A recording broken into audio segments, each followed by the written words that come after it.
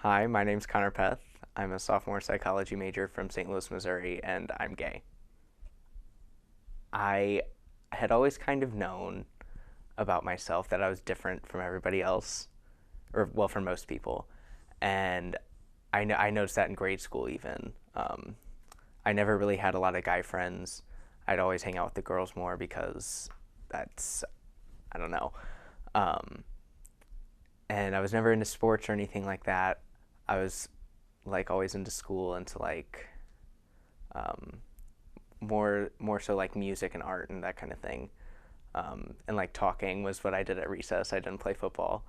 Um, and so when I got to high school and like puberty hits and all those changes happen in your body, it was junior year that I realized like this is what I am. I was on the internet a lot, and I had talked to people who were gay and who had come out, or I had like seen coming out stories on YouTube, or been to like the Trevor Project website or something like that.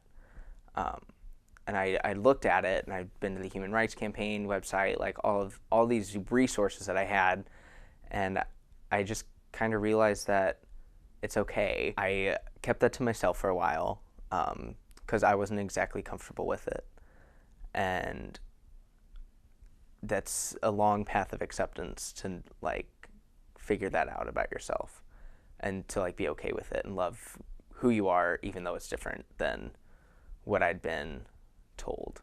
My mom started asking more questions though, and eventually one of the questions was, "Are you gay?" And I told her yes, and she was very upset. She has always been kind of a religious woman, but this was something that like kind of pushed her over the edge, and now she's like really religious, and that was something that I hadn't really seen in her before. Um, and so she, of course, said like, "Aren't you afraid of going to hell?" And she said, "Are you afraid of AIDS?" And I was like, "Yeah, and you should be too." But a few days later, my dad called me up to his room and said, "Why is your mom such a mess right now?" And I told him, and he got very angry and yelled at me a lot and said, "You're going to hell. Jesus doesn't love gay people." And of course that hurt me. I was a senior in high school, like going through puberty. That's a crazy time. So when he told me that, I I think that was kind of like the last nail in the coffin of the relationship between me and my father. So for the next 2 weeks, I was driven to school every day, uh, and I had to pray in the car with my parents, and it was ridiculous. And like I knew that I wasn't going to change by doing that, because I like when they would pray, I would just say like, "God, show them that this isn't right," or something like that. And or I would pray like, "Lord, give me strength," or something like that. And after 2 weeks, my mom and dad signed us up for a group therapy session at Catholic Family Services, um, which, as I'm sure you can probably tell, is probably not the most unbiased therapy session ever. Um, and so during that, I decided that it would be easiest for me and for my parents if I told them that it was a phase. I'm not actually gay. And they believed me.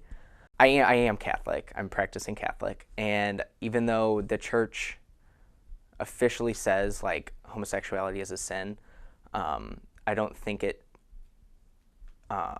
damages my relationship that I have with God.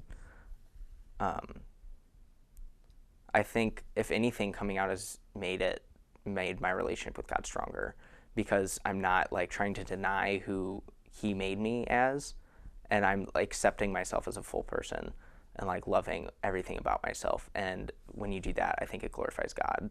The support at Spring Hill is fabulous. There's just such a sense of like love and acceptance that I feel when I'm here that I don't feel when I'm in St. Louis, or that I don't feel when I'm at home. Uh, there hasn't I haven't come out to a person here and have them tell me that being gay is bad or like God hates me or anything like that. And I think that's something that I'm very fortunate to have, because I know coming to a school in the South probably doesn't really make sense for a gay man. Um, but Spring Hill is such an open and accepting place that I wouldn't want to be anywhere else. I've made friends here that I know I'll have for a lifetime and who love me for who I am. And like being gay isn't something that, it isn't like a condition on our friendship or on our relationship. So regardless of your family situation, there's going to be people out there who love and support you. And God is going to be one of those people. And so if you ever feel like you're alone, you're not. There's always somebody out there who's going to give you a hand. And whether that's God or whether that's a friend, like there's going to be someone there for you, and they're going to lift you up, and there's a light at the end of the tunnel. So